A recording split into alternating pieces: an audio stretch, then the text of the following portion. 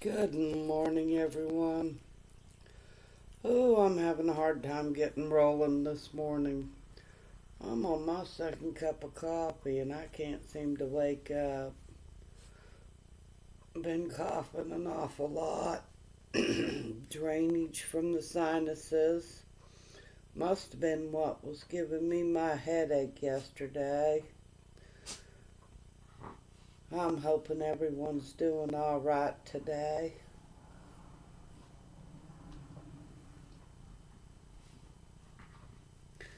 Keep on thinking.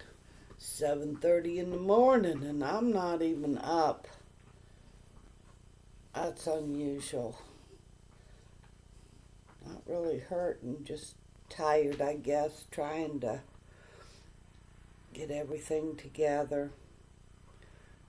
Working hard on the Blue Rose Room. I think y'all like it. I'm pleased at how it's coming out. I'm doing the final touches on it. And it'll be nice to go in there and sit and just talk to people and watch videos and in my spare time.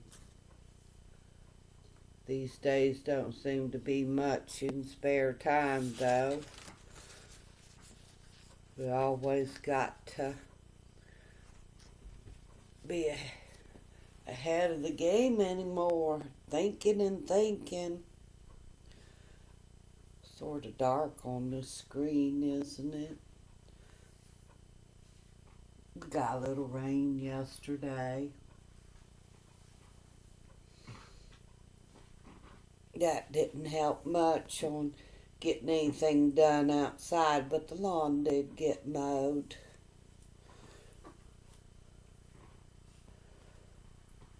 Been thinking a lot on the past, how the world used to be. It never was easy for me. But, like I told you yesterday, I'm a survivor. So, but I was thinking on these small villages, because we got one northwest of us. I'm wondering what's going on. I keep hearing some things. Nothing concrete on the matter, though. But these small villages are being overwhelmed with immigrants. And as soon as the original residents see crime rate rise, they move to other areas. We got crime all across this country. I don't care where you live. It's just whether you notice it or not, or you check to see how high it is or not. My town isn't as bad as some, but everywhere has crime rate.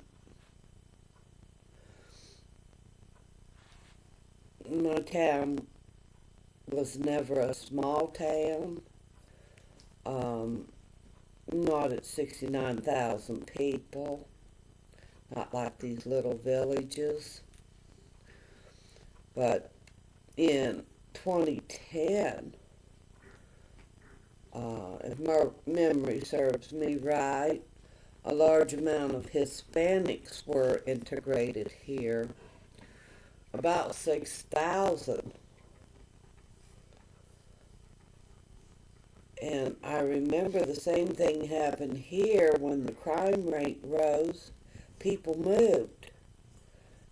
And after that, it was followed by General Motors and Packard Electric leaving. And now our population is around 39,000 with only 1,000 plus Hispanics.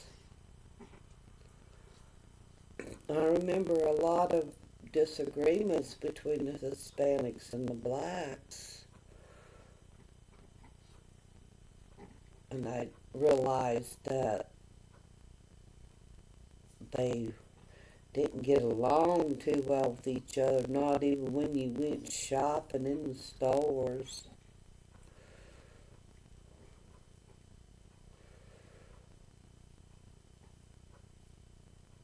See, now, I've got my brain thinking on uh, how it evolved. And when General Motors and Packard Electric moved to Juarez, Mexico, it was like the Hispanics moved too. I'm thinking they moved with them jobs.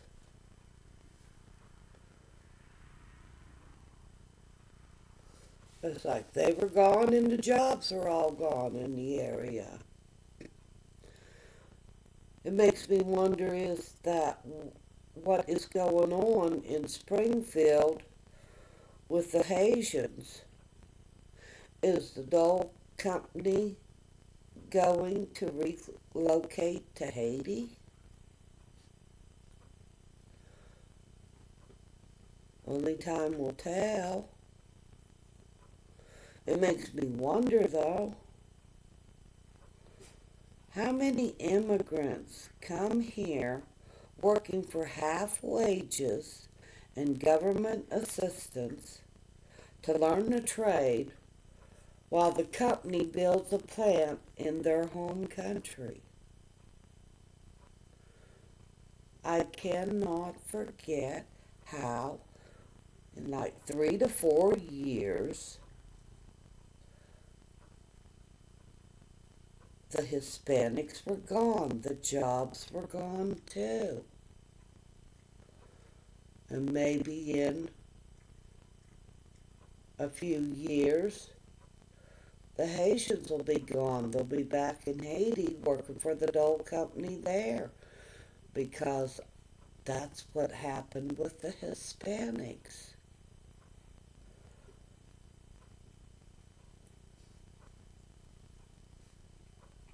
And it was an election year too. I can't remember if they had the right to vote or not. I don't remember them having too much trouble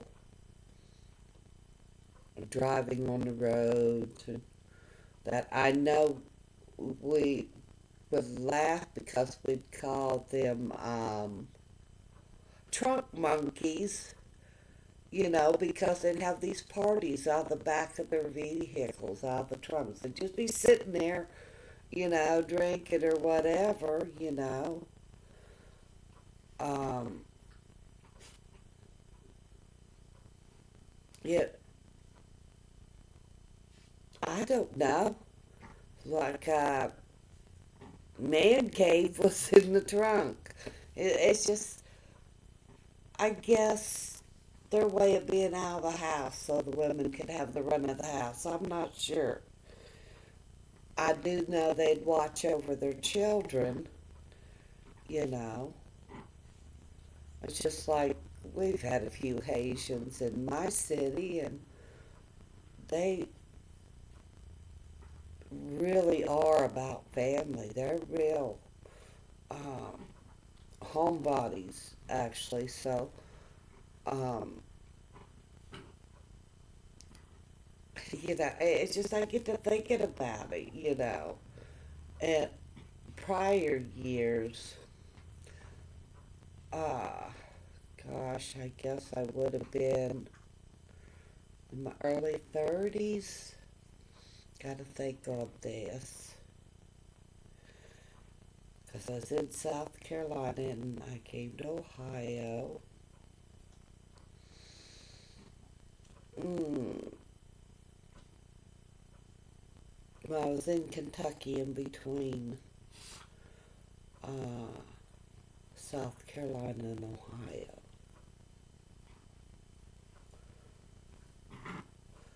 But we had a lot of Asians in the area. Very smart people. Very business schooled. Um, they go to make their money, and to this day, we still have the Asians here, and they're smart people and they're friendly. Um, I want to say they're loving people, but they get intimidated very easy. And I do know that, they look at the bigger people and make fun of uh, our sizes, but, they're not so bold about that, People, look at other people and they make comments one way or the other. Guess we're all human, but I don't remember the Asians coming in here like I remember the Hispanics coming in like all at once. I mean, they uh, got all the brand new sunshine homes that were promised to the citizens. It's uh, low cost housing, and they were getting all the apartments. Sunshine Home was where they could, it was a program to uh, let people be in their own homes. They would buy the home off the city. It was a pretty good uh, situation they had there. I just didn't like where they built the homes. They should have built them uh, in a better part of town, I think. But um, zoning has to do with that. Whoever's running your council has to do with that. And councilmen are, they have personal opinions, so they deem where people live in that. I can't even think of a assisted HUD building on the good side of my town. I just can't. Now, there are senior 55 plus places um, on the good side of town.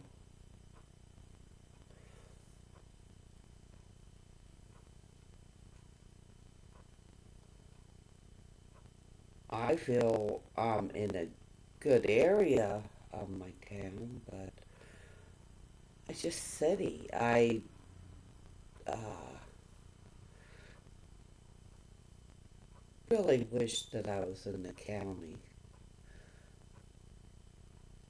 Cities have got so congested and overrun with a lot of trouble.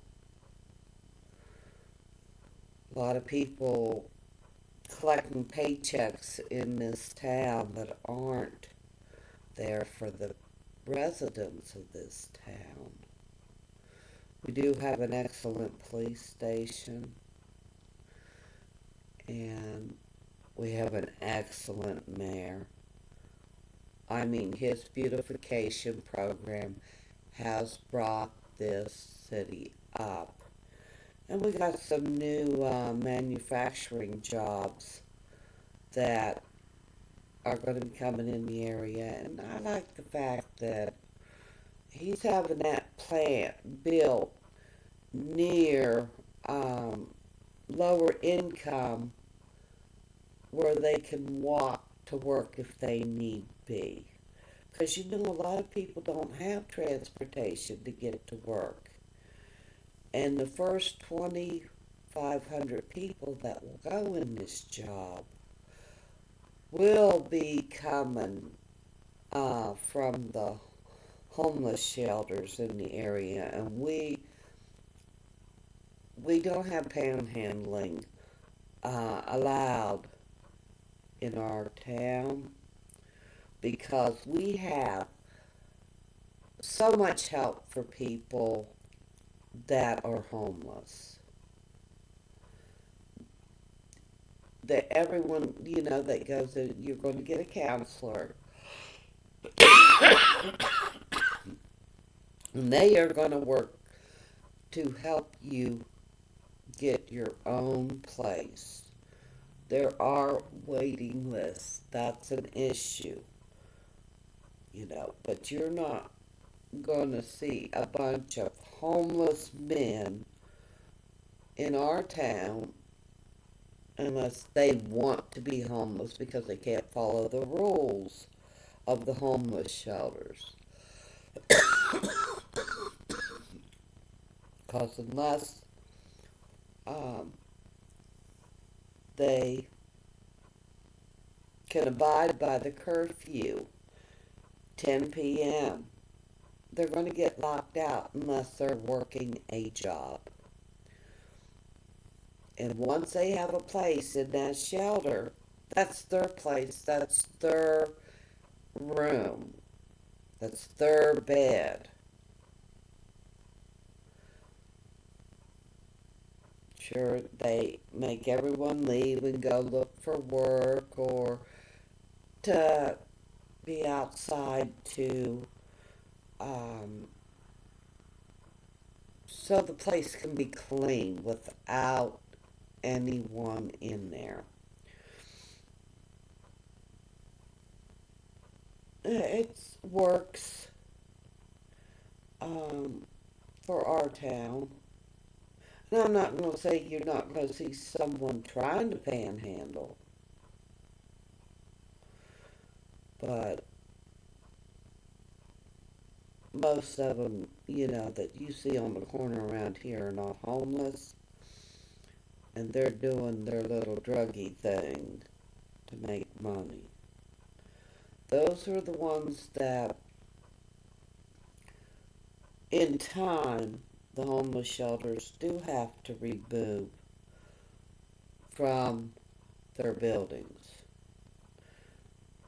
Men are in one building, there's single women in the other buildings. They're spread out through the city.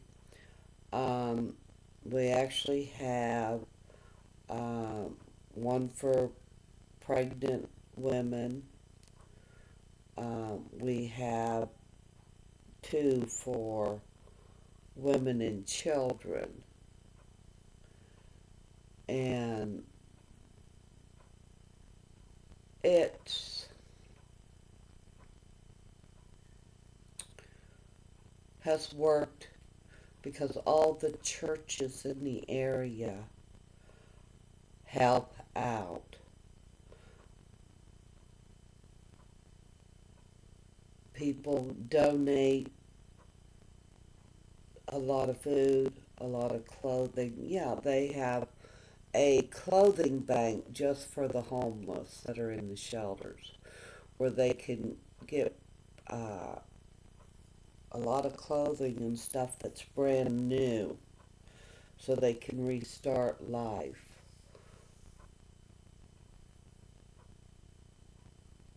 We get people that aren't even from our county that come here try to get in. We try to ID just for our county because we can't take care of the whole world. Because you don't know what they got going on in another county. They could be collecting in that county and that, like, uh, we have one person that had a disability check in Pennsylvania. We're at the border of PA, and they were over here taking advantage and living in our homeless shelter. And all the while, they had the money to get them a place in their state. If memory serves me right, their disability was almost $1,400 a month. This man was over here getting food stamps and running this little scam. He'd fall down in McDonald's or he'd fall down in the pharmacy. And he'd turn around and sue these stores because that's how he made extra money. So I do know that he does have he's filed uh, against a certain um, company, $2.2 million because they didn't get him health care. Um, you're on disability, I know you have health care. I know that if you need help, you yourself have a phone, call 911. So there's different things, that can be pulled. There's many scams out there, people. Um, and it isn't coming from immigrants. It's coming from our own people, you know. And we have to watch. We have to be vigilant and try and protect our families the best we can. We have to help one another through our cities, through different agencies. Locally, you can inquire and find out what help you can get in your area. But if you yourself need it and you don't utilize it, that's not the agency's fault. That's not the city's fault. When you need help, you will accept the help, you know, but don't turn around and bite the hand that feeds you.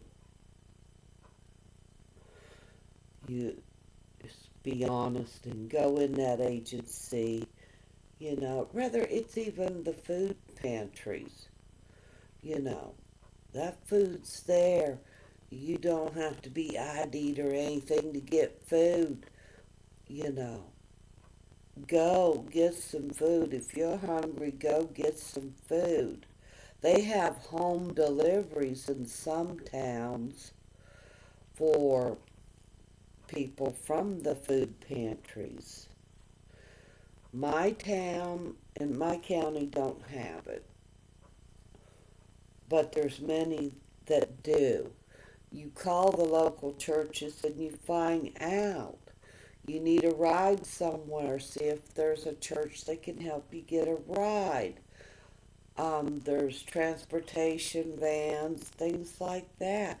My city has a city, and it'll take you to many different places. You know, you can go to PA, you can go to Youngstown, you can go to Akron.